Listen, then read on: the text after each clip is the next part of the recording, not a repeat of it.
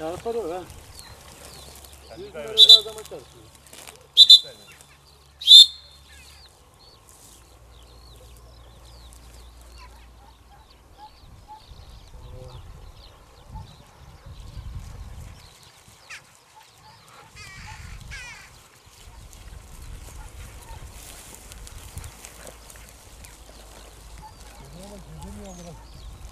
Salma var ya domuz güzel.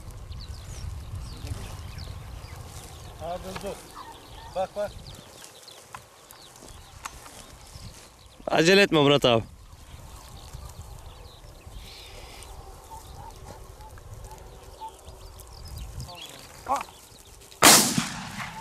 Bravo. Getir kızım. Getir. Getir.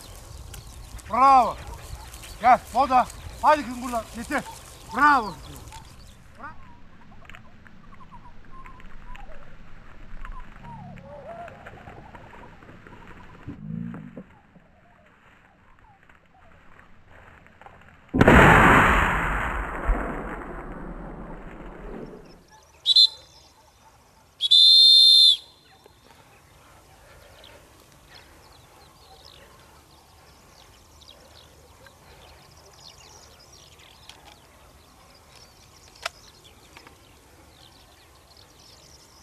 Haydi.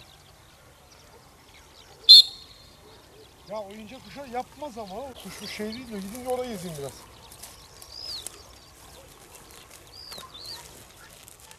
Murat abi sağ tarafına geçti. Heh.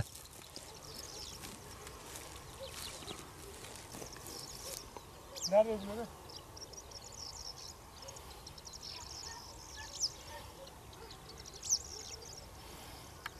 Bak gidin gelsin bırak.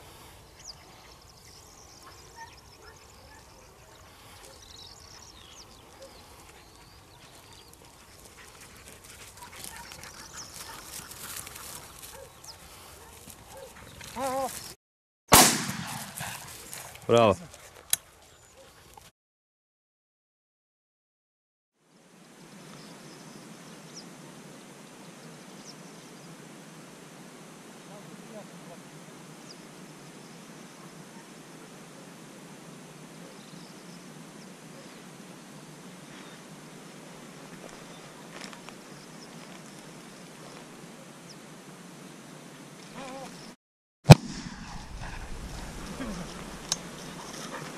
Yapmaz ha. Getir. Bu köpeklerle çok bıldırcın yapmak doğru değil. Bak bu köpekler düne kadar hiç böyle hareketleri yoktu. Aşağı yukarı cumartesi gündüz sabah akşam avlandım. Bak bugün köpekler artık iyice böyle şeye düşmeye başladı.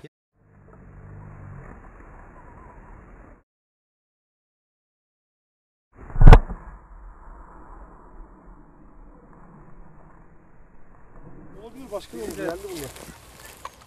Yerli kuşlar. Moda orada.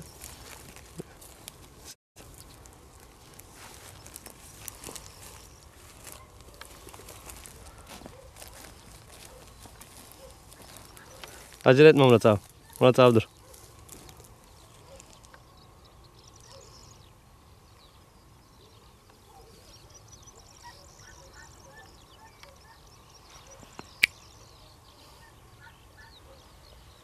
Devam.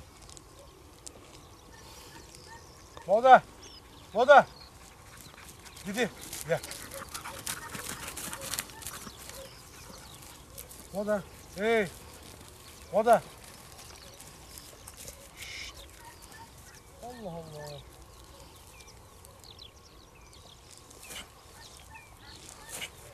Haksın. Haksın. Hadi. Hadi. Hop. Bravo. Bravo Murat abi.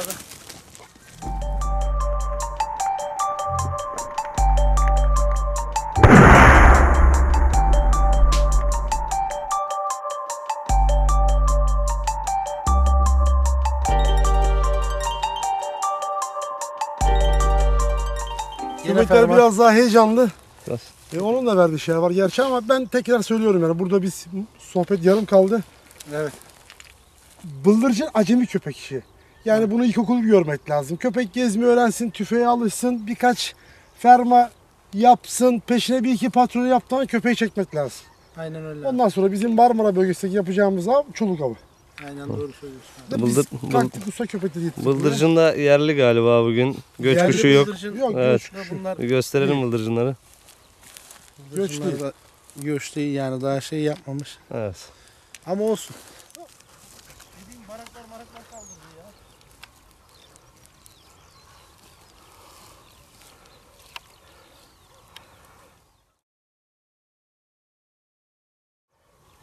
Şu didiği biraz alsana. Hatta bak Murat abi. Güneş de var oraya.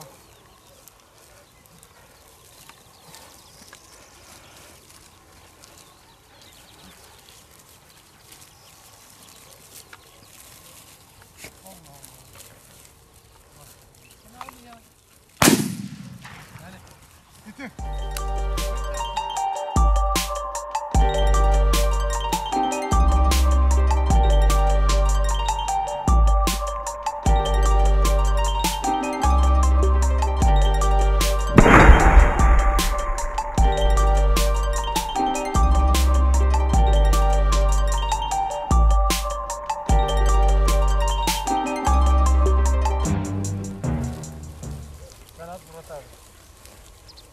Yaklaşın.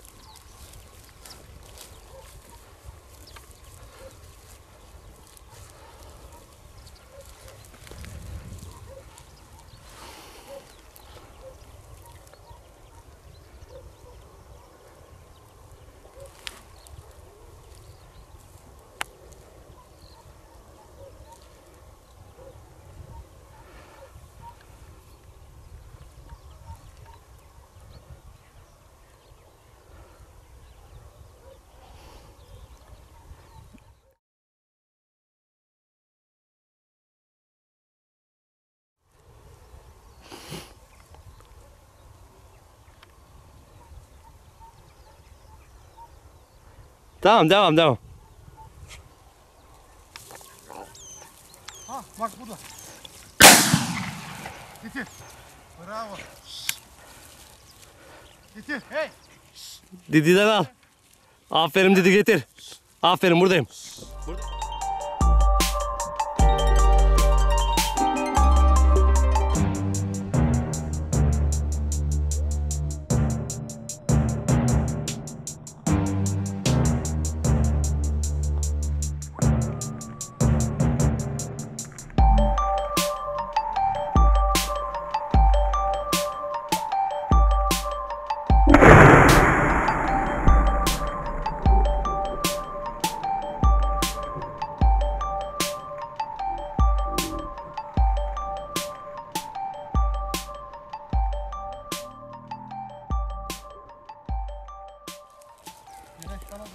Ben fantayı getireyim oraya. Dur.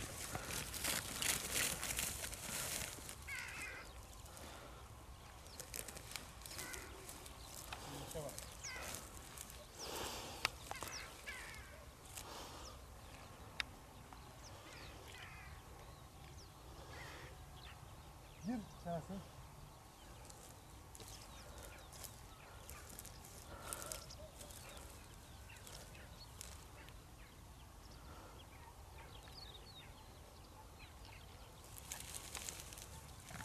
Hadi. Bravo kardeşim. Getir. Getir. Getir. Moda. Moda. Getir. Moda. Aferin sana.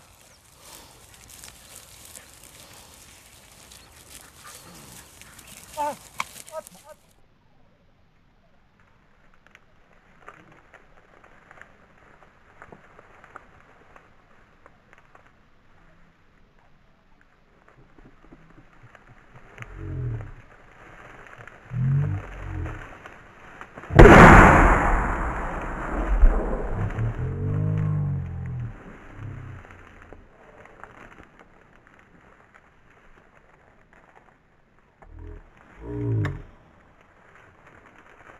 Şey yap.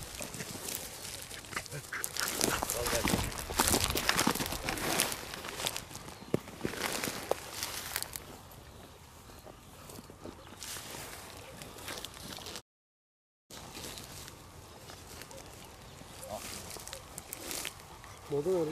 Moda orada duruyor bak. Orada başka kuşa duruyor. Neyse. Bana bak.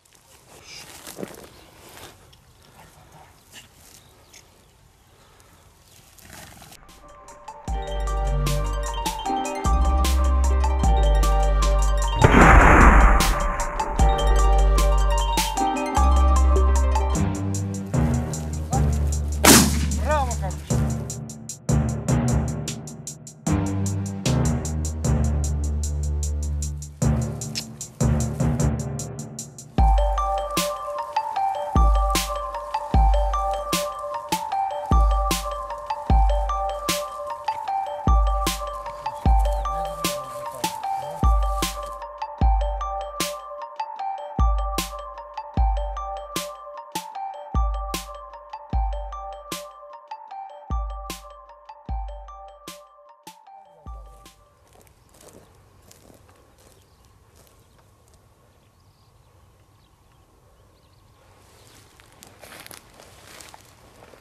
Moda nerede?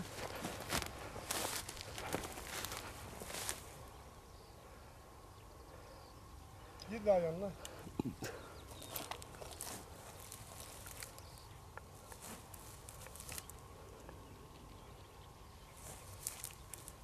Aferin. Yani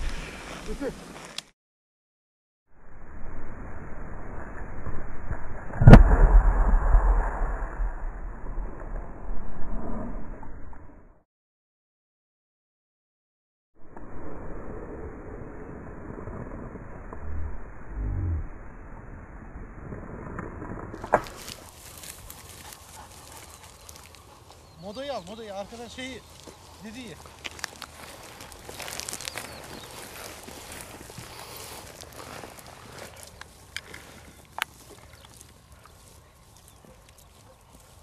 Biraz iç paket.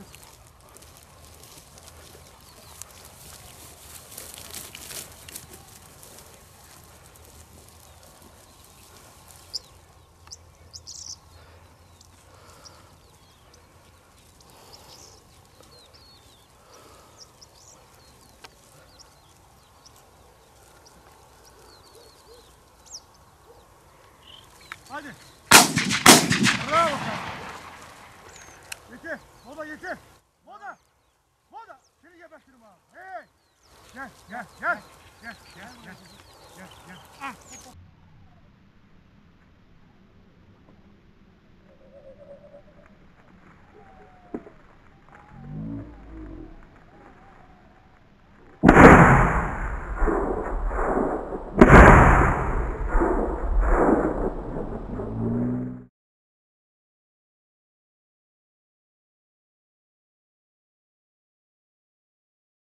Gerçi bıldırcında göç de olsa aynı mera içerisinde gidersin gelirsin kuş kaldırırsın. Birçok insan şunu söyler ya benim köpeğim bunu niye duymadı? Ya bu bıldırcın avı. Şimdi çulluk avı değil, bir bıldırcın kendini çok fazla saklayan bir kuş. Bunun yanında çulluk gibi değildir. Daha aslında zor bir avdır bıldırcın avı. Evet. Yani köpek için zor bir avdır. Çünkü ortalama baktığın zaman bir bıldırcının kokusu çulluğa nazaran 5 kat daha azdır. Baktığın zaman. Yani köpeklerin aslında bıldırcınması daha zordur. Bunu birçok insan da böyle görmez. Ya bıldırcın avı kolay avdır. Aslında köpek için zor bir avdır. Bıldırcın avı. Evet. Gidiyoruz geliyoruz kuş buluyoruz. Diyorsun mantar gibi çıktı. Göç değil bunlar. Buranın kendi kuşu. Birkaç da ferma yakalatabildiysek size. Ve ben şunu da söylemek istiyorum. Şimdi zaman zaman ben sosyal medyada bunu paylaşırım.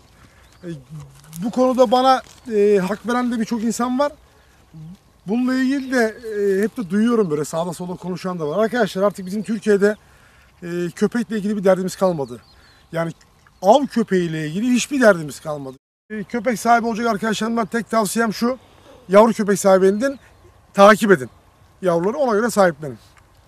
Rastgele herkese.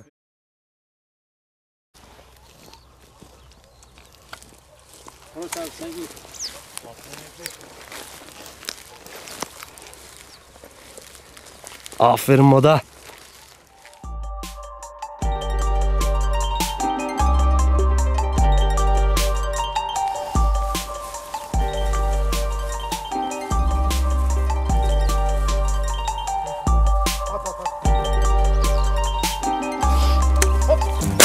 Bravo.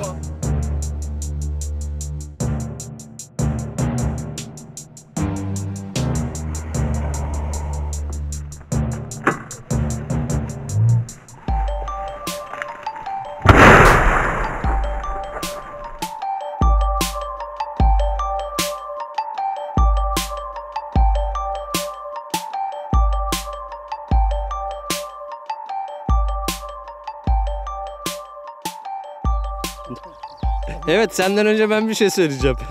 Bugün nedendir çekim yapıyoruz diye mi bir tane bile kaçırmadın? Ya ben köpek seyretmekten Aynen. zevk alıyorum. Yani şimdi bu kuşu vurduk, vurmadık. İnanın bunlar çok önemli değil. Bak ben geliyorsun, o köpeğini izliyorsun, seviyorsun. Kuşun kanat sesini duyuyorsun. Ya bunları yaşarken bu kuşu o tetiği son çektiğin yerden sonraki film yok. Yok, ondan sonra film yok. Ama kaçırdığı kuşlar her zaman aklındadır. Ona gülersin, anlatırsın, bunun söyleşini yaparsın.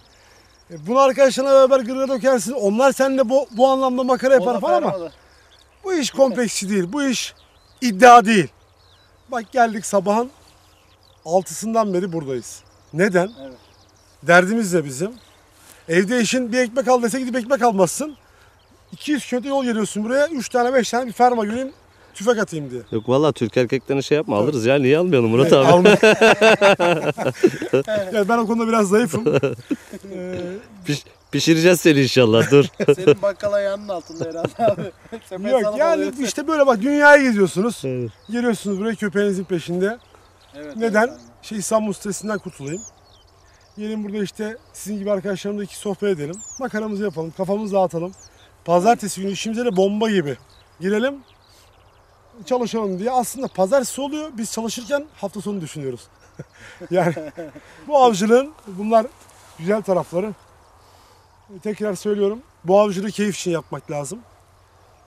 Bu iş keyif işi, bu iş Ama iddia biraz değil. rekabet var. Ya var şimdi rekabet olmazsa iyi. olmazsa köpek yetişmez Şimdi abi. rekabet olmazsa iyiyi de bulamazsın. Kimde iyi varsa Hep iyi o bulmak çıkar. için bir şekilde hep rekabet için ama bu rekabet insanları kıracak boyuta gelmemesi lazım. Yani bunu söylerken sanki ben kırmıyormuş gibi de konuşuyorum ama hepimiz yapıyoruz. Yani o anki ambiyansla o sohbet arasında yükselebiliyoruz ama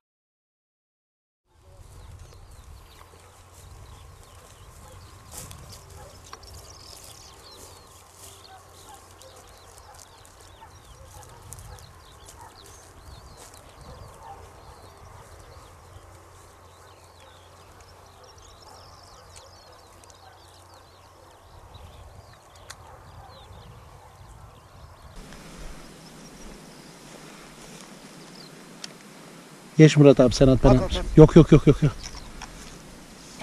Hop.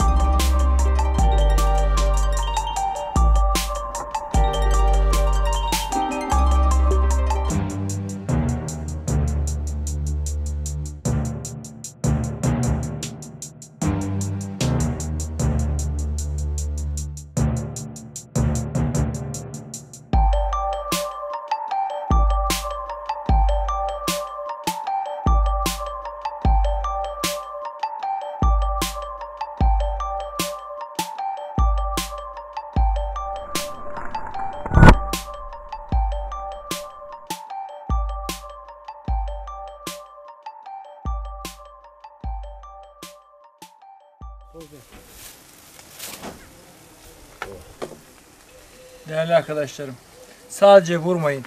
Aynı zamanda yapın, yiyin. Vur it bakalım şuraya, limonları sıkacağız.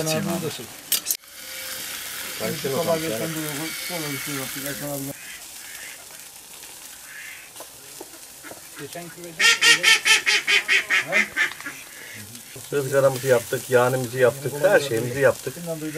Önemli olan burada sohbet, muhabbet. Bıldırcın bahane, arkadaşlık şahane. Bol avlar dilerim. Bugün de bir bıldırcın programı yaptık. Sağ olsun Murat abimiz bizi davet etti. Teşekkür ederiz kendisine. Şimdi pek kuş yok. Göç kuşu yok. Bu sene bıldırcın biraz az gibi ama yine de zevkli avlar yapmaya çalışıyoruz. Yani genelde kuşlar bugün yerli kuşlardı. Pek göç kuşu yoktu. Tabi yerli kuşlar da hareketli kuşlar genelde. Zor kaldırıyoruz meradan. Tabi Murat abim daha bilgili. Evet Murat abi.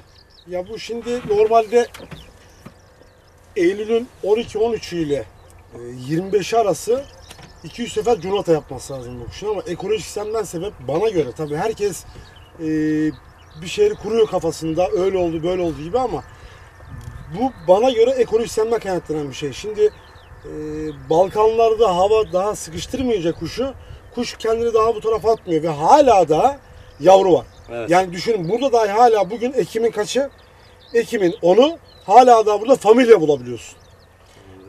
Buradaki havayla oradaki hava arasında çok büyük fark var mı? Bana göre şu anlık yok. Yani orada dahi hayvan hala da tam anlamıyla toplanıp göçe çıkmadı. Kalkmadı evet.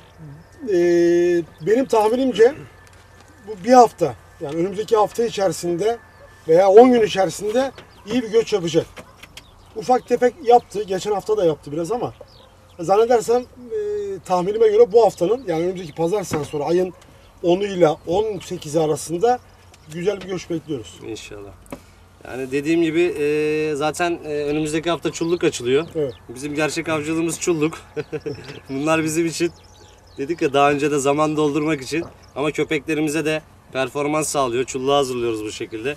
Bugün Fanta, Didi, diğeri Cima mıydı? Moda. Pardon Fanta, Moda, siyah olan Gima. Cima. Gima'nın bugün ayağı sakat. Evet onu çıkartmadın sen. Ayağı incildi. Aynen. Fanta ile Moda şov yaptı. Zaten Fanta'yı herkes bilir. Maşallah. Didi'yi de koşturduk bugün. Yani çok da güzel fermalar verdiler. Stilli fermaları var. Yani güzel Keyifli kare, değil mi? evet, güzel kareler çektik onların Keyifli abi, sayesinde. keyifli. Bir 14-15 kuş vurduk burada. Bıldırcınlarımız burada. Bunu da inşallah bir güveç yapıp Murat abiyi davet edeceğiz hep beraber yemek için. Hepinize zevkli, keyifli avlar diliyoruz. Ben bu arada bir dipnot düşmek istiyorum. Buyurun. Çulluk abi önümüzdeki hafta açılıyor. Ama şahıs olarak çıkmak istemiyorum. Çünkü daha en gerek bu havalarda yarı uyuşuk olduğundan sebep vurma olasılığı köpeklerimiz çok fazla. Yani aslında evet sezon açıldı ama daha bana göre bir 15-20 gün daha var. Çünkü bu en gerek dediğimiz yılan zaman zaman duyarız. Köpekleri vurur ve zehirler. Bu kadar emek verip büyüttüğünüz, avlandığınız köpeklerinizi vurdurmayın. Çıkmayacağım dedim. Bir hafta çıkmadım. Evet. İkinci hafta baktığımda Çıllık herkese birer ikişer kuş. Ya ister istemez nefistir bu. Evet. Ki sen de çıkıyorsun ama çıktığım gibi de gördüm engereyi. Yani köpeklerimizi vurdururuz yazık. Bence daha çıkılmasına bir 15 gün var. Tabii ben bunu söylüyorum ama ben ne yapacağım onu da bilmiyorum. Beklemek lazım. Daha ilk zamanlar girmeyeceğiz. Bence de güzel. Doğru olanı bu. Belki bir keklik denemesi yaparız. Nasip olur bilmiyorum inşallah. Nereye çeksiniz kekle? Daha aklımızda bir şey yok. Davet eden çok ama aklımızda bir şey yok. Yani bizim sıkıntımız hafta içi herkesin olduğu gibi çalışıyoruz. Hafta sonu tatilimiz var bir tek. Yani bunu da sürekli değerlendiremiyoruz. Bakalım kısmet. Rastgele Herkese olsun. rastgele.